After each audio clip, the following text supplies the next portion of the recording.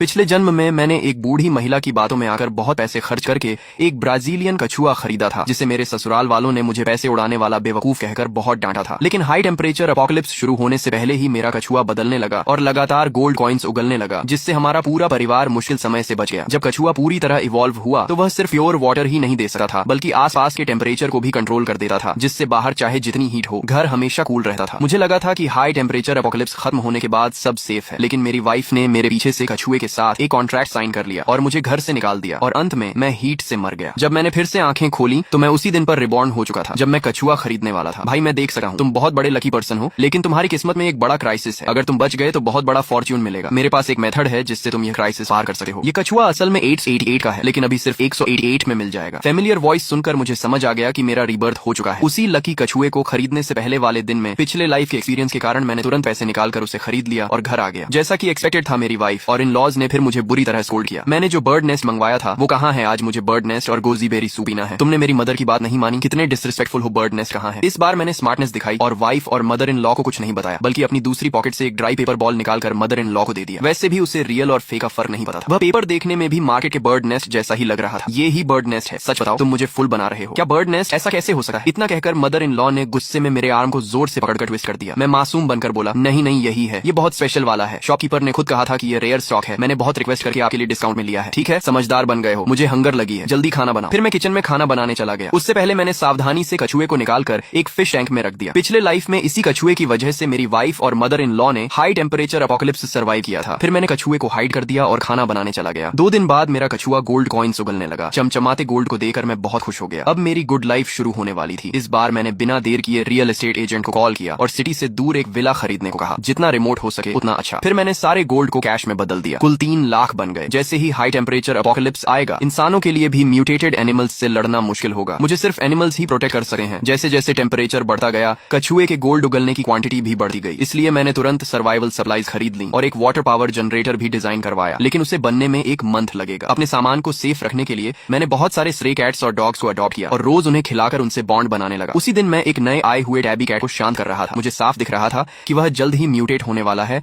और जल्दी ही उसकी इंटेलिजेंस अवेकन हो जाएगी। मैंने एक प्लेट में फ्रेश मीट रखा और तभी सामने वाले घर का ओल्ड मैन आ गया। वह मुझसे हमेशा फाइट करता था। पिछले लाइफ में भी वही मेरी वाइफ के कान भरकर मुझे घर से निकलवाने का रीजन बना था और मुझे हीट से मरने दिया था। इस बार उसने मुझे इतने अच्छे मीट से कैट को खिलाते देखा तो वह एंग्री हो गया। इतना अच्छा मीट एनिमल्स को दे रहे हो, पागल हो क्या? तू पागल है? ओह, अब रिप्लाई भी देने लगा, इसीलिए तेरी मदर इन लॉ तुझे फुल कहती है। इतना कहकर वह चला गया और मेरा फेस वाइट पड़ गया। वह फिर से कंप्लेंट करने गया था। वह मेरी वाइफ का फर्स्ट लव था और बाद में मदर इन लॉ ने उससे रिजेक्ट कर दिया था, जैसा कि एक्सपेक्टेड था। मेरी वाइफ और इन लॉज तुरंत आ गए और मुझे क्वेश्चन करने लगे। मेरी वाइफ ने कैट का बाउल पलट दिया और बोली, इंसान को ठीक से फूड नहीं मिल रहा और तुम कैट को खिला रहे हो। निकम्मे आदमी, क्या तुम चाहते हो मैं तुम्हें मारूं? उसकी मुठियां बारिश की तरह मेरे ऊपर बरसने लगी। वहीं जी बोदा आग में घी डालते हुए बोला, अगर मैं तुम्हारे घर का दामाद होता तो इतनी अच्छी मीठ जानवरों को कभी न खिलाता। मैं तो इससे अपने सास ससुर की सेवा में लगा था। ये सुनकर सास बहुत खुश हुई। वो जी बोदा को जितना देखती उतना खुश होती और मुझे देखकर उतना ही चिढ़ जाती। फिर बोली, काश मेरी बेटी की शादी उसी से हुई होती। तुम्हारा क्या फायदा? मेरी आंखों में नफरत भरती जा रही थी। ये लोग ज्यादा दिन जिंदा नहीं बचेंगे। मैं इन्हें जरूर सबक सिखाऊंगा। उस मारपीट के बाद मैं और सावधान होकर कॉलोनी में स्ट्रे कैट्स और डॉग्स को खाना खिलाने लगा। आखिर मेरी लगातार मेहनत के बाद कई जानवर मेरे करीब हो गए। इसी बीच तापमान धीरे धीरे बढ़ने लगा। शुरुआत में तापमान सिर्फ 30 डिग्री था, लेकिन तभी से पूरा परिवार परेशान हो गया। कोई घर से बाहर निकलना नहीं चाहता था। फिर लगातार 1 हफ्ते तक गर्मी बढ़ती रही और कम होने का नाम नहीं लिया। तब लोगों को एहसास हुआ कि कुछ बहुत गलत हो रहा है। एक्सपर्ट्स ने एनालिसिस करके बताया कि धरती अब हाई टेम्परेचर एपोकलिप्स में प्रवेश कर चुकी है। रिसर्चर्स ने पाया कि कई जीव म्यूटेट होना शुरू हो गए हैं। उन्होंने कहा, अगर इंसान इस एपोकलिप्स से बच गया तो सिविलाइजेशन एक नए लेवल पर पहुंच जाएगी। न्यूज में लोगों को ज्यादा से ज्यादा सामान जमा करने को कहा गया, जिसके कारण खाने की भारी कमी हो गई। अब 1 किलो अनाज 1 किलो सोने जितना कीमती हो गया था। ऊपर से घर में मैं भी था जिसे वो मुफ्तखोर समझते थे। इसलिए सास ससुर मुझे और नापसंद करने लगे। चाहे मेरी गलती ना हो, सिर्फ खाना बनाते समय भी मुझे डांट पड़ती। तभी पत्नी का पहला प्यार जी बोदा हमारे घर आया। उसके घर में खाना खत्म हो चुका था और वो बेचारगी से मेरी पत्नी को देख रहा था। पत्नी ने तुरंत उसे अंदर बुला लिया और बोली, चिंता मत करो, हमारे घर में अभी काफी खाना है। घर में एक और इंसान बढ़ते ही सास ससुर नाराज हो गए, लेकिन पत्नी से कुछ कहने की हिम्मत नहीं हुई, इसलिए इशारों में मुझे बोलने को कहा। मैं डरते हुए पत्नी के पास गया और बोला, रुयान, हमारे पास इतना खाना नहीं कि एपोकलिप्स निकल जाए। एक आदमी बढ़ेगा तो एक पेट और बढ़ेगा। चाहे तुम अपनी ना सोचो, लेकिन सास ससुर के बारे में तो सोचो। मेरी बात खत्म होते ही पत्नी ने मुझे लात मार दी और बोली, तुम उसकी बराबरी कर सके हो? तुम हो क्या आखिर? मैंने ठंडी हंसी छोड़ी, लेकिन चेहरे पर कुछ जाहिर नहीं होने दिया। फिर जी बोदा के पीछे पीछे कमरे में गया ताकि उसकी सेवा कर सकूं, लेकिन उसने मुझे रोक दिया। वो मेरे सामने ही खुद को इस घर का असली दामाद बताकर पत्नी से बोला, घर में खाना कम है, फिर भी इस निकम्मे को पाल रखा है, ऊपर से ये बहुत खाता भी है। मेरी मानो तो इसे घर से निकाल दो। उसकी बात सुनकर पत्नी और सास ससुर सच में सोचने लगे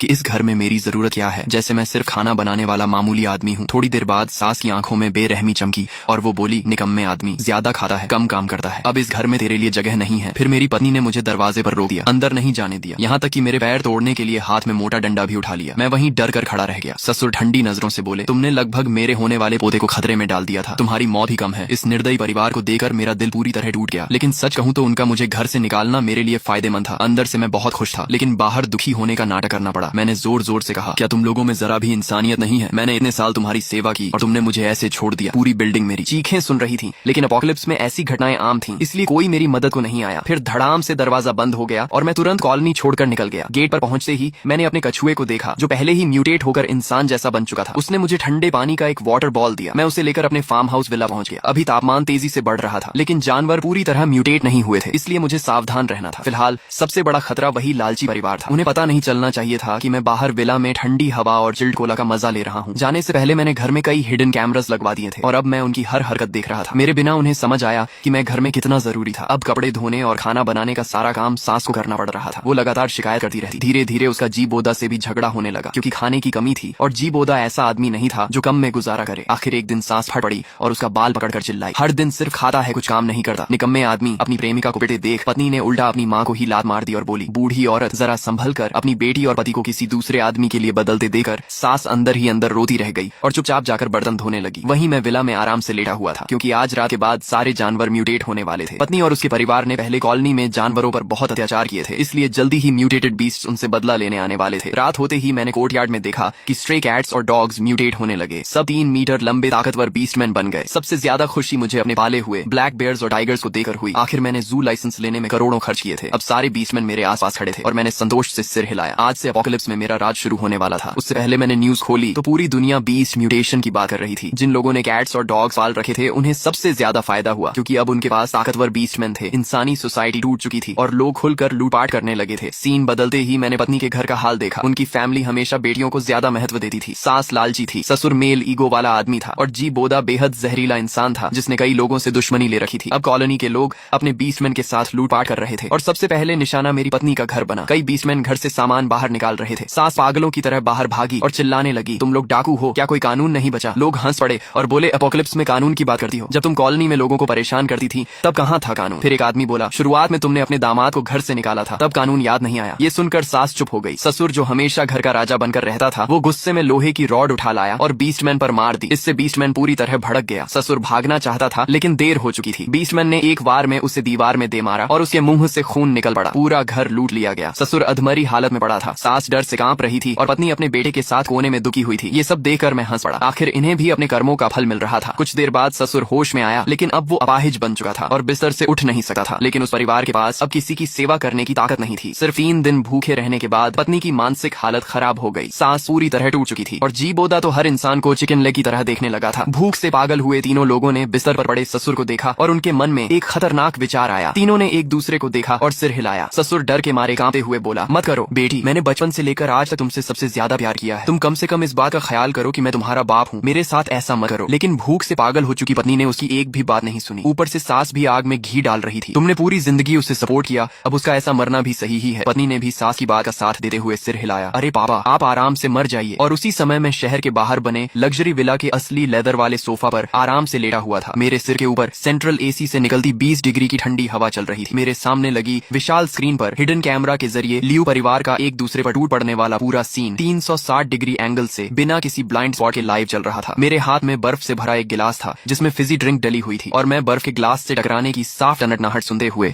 अपने होंठों पर ठंडी मॉकिंग स्माइल ली बैठा था। पिछली जिंदगी में यही निर्दयी लोग मेरे रिसोर्सेज छीनने के लिए बिना किसी दया के मेरे साथ भी बिल्कुल ऐसा ही कर चुके थे। उन्होंने मुझे बेरहमी से घर से बाहर निकाल दिया था ताकि मैं बाहर 60 डिग्री की गर्मी में तड़प तड़प कर मर जाऊं। अब वही जंगल का कानून वाला नरक आखिरकार उनकी जिंदगी में आ चुका था। लेकिन मैं जानता था कि ये अभी सिर्फ शुरुआत है। उनकी असली तबाही अभी बाकी थी। मैंने आराम से सीसीटीवी बंद किया और सोफे से उठ खड़ा हुआ, क्योंकि अब मेरे सामने एक और बड़ा प्रॉब्लम खड़ा हो चुका था। जैसे जैसे तापमान बढ़कर 65 डिग्री पार कर रहा था, पूरी दुनिया में म्यूटेंट एवोल्यूशन बहुत तेजी से बढ़ने लगा था। मैं विला की बड़ी ग्लास विंडो के सामने खड़ा होकर बाहर अपने कोर्टयार्ड को देख रहा था, जहां मेरे पाले हुए सारे स्ट्रे एनिमल्स अब पूरी तरह बीस्ट फॉर्म में बदल चुके थे। जो बिल्ली पहले हड्डियों का ढांचा लगती थी, अब उसका शरीर एक बड़े बाघ जितना विशाल हो चुका था। उसकी मसल्स फटने जैसी लग रही थी और उसके बाल मेटल की तरह चमक रहे थे। वहीं स्ट्रे डॉग्स अब 3 मीटर लंबे मॉन्स्टर डॉगमैन बन चुके थे, जो इंसानों की तरह सीधे सीधे चल सकते थे और उनके पंजे इतने खतरनाक थे कि आधा मीटर मोटी कंक्रीट वॉल को भी एक झटके में तोड़ सकते थे। लेकिन सबसे ज्यादा डरावने वो काले भालू और बाघ थे जो चलते फिरते स्टील फोर्ट्रेस जैसे लग रहे थे। उनकी सांसों से निकलने वाला प्रेशर तक हवा को हिला देता था। इन खतरनाक बीस्ट बॉडीगार्ड्स के रहते अपोकलिप्स में कोई भी मुझे छूने की हिम्मत नहीं कर सकता था। लेकिन इसके साथ एक नई मुसीबत भी शुरू हो गई। इन एनिमल्स के बीस्ट इवॉल्व होने के बाद उनकी ताकत और मेटाबॉलिज्म कई गुना बढ़ गया था, जिसकी वजह से उनका खाना भी बेहद ज्यादा हो गया था। मैंने अभी फीडिंग करते वक्त हिसाब लगाया था कि सिर्फ एक इवॉल्व्ड ब्लैक बेयर अकेले एक बार में आधा सुअर खा जाता है। मैंने जो 3 मिलियन खर्च करके माउंटेन्स जितना सामान जमा किया था वो अकेले मेरे लिए कई जन्म तक काफी था। लेकिन अगर इन सैकड़ों बीस्ट को भी खिलाना पड़े तो ये सामान 3 महीने भी नहीं टिकेगा। और अपोकलिप्स में बैठे बैठे रिसोर्सेज खत्म करना सबसे बड़ी बेवकूफी होती है। इसीलिए मैंने फैसला किया कि अब अपोकलिप्स में फार्मिंग शुरू करनी होगी। वैसे भी अब मेरे पास वो डिवाइन टर्टल था। अब वो पहले जैसा हथेली जितना छोटा कछुआ नहीं रहा था।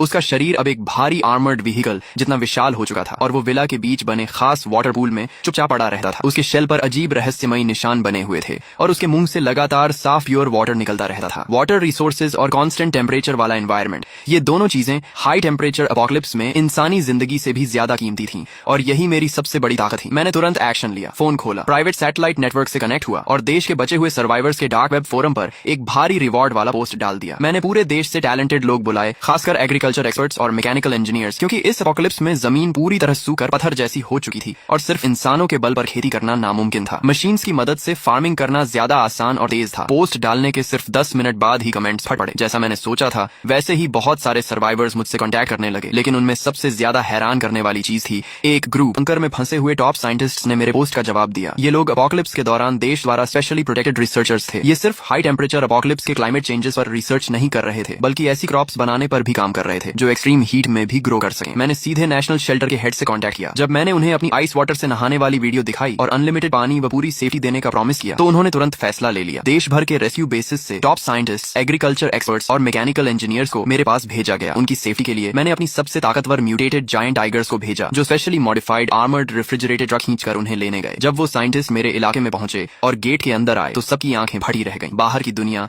60 डिग्री से ज्यादा गर्मी वाला नर्क बन चुकी थी। रोड्स तक पिघल रही थी, लेकिन यहाँ ठंडी हवा चल रही थी। हर तरफ हरियाली थी और थर्मोमीटर सीधा 22 डिग्री पर रुका हुआ था। सबसे ज्यादा डर उन्हें तब लगा जब उन्होंने विला के अंदर और बाहर सैकड़ों विशाल बीस्टमैन को देखा जो बुलेट प्रूफ टैक्टिकल वेस्ट पहने ट्रेन्ड बॉडीगार्ड्स की तरह खड़े थे। लेकिन असली शॉक तब मिला जब उन्होंने पूल में मौजूद उस डिवाइन टर्टल को देखा। उसके मुंह से वाटरफॉल की तरह लगातार साफ प्योर वाटर निकल रहा था। ये देखकर कई बूढ़े एग्रीकल्चर एक्सपर्ट्स की आंखों में आंसू आ गए और वो वहीं घुटनों पर बैठ गए। ये मिरेकल है, लाइफ साइंस का मिरेकल। चीफ एग्रीकल्चर प्रोफेसर लिन लैंग ने मेरा हाथ पकड़ते हुए कांपती आवाज में कहा, अब इस एंडलेस वाटर सोर्स और कांस्टेंट टेम्परेचर फील्ड की वजह से अपोकलिप्स में फार्मिंग पॉसिबल हो गई है। ह्यूमैनिटी बच सकती है। उसके बाद सब तुरंत काम में लग गए। एक्सपर्ट्स ने बीस्टमैन को हेवी लेबर की तरह इस्तेमाल करते हुए विला के आसपास की जमीन पर तेजी से खेती शुरू कर दी। हमने बहुत बड़े ग्रीन हाउस बनाए जो latest aerospace heat insulation material से बने थे। ये बाहर की 60 डिग्री वाली डेडली हीट और अल्ट्रा वायलेट रेस को पूरी तरह रोक देते थे। ऊपर से टर्टल के वाटर कूलिंग सिस्टम की वजह से ग्रीन हाउस के अंदर का टेम्परेचर हमेशा 25 डिग्री पर रहता था जो खेती के लिए परफेक्ट था। सीड्स वो specially gene edited drought resistant crops लाए थे। Pure water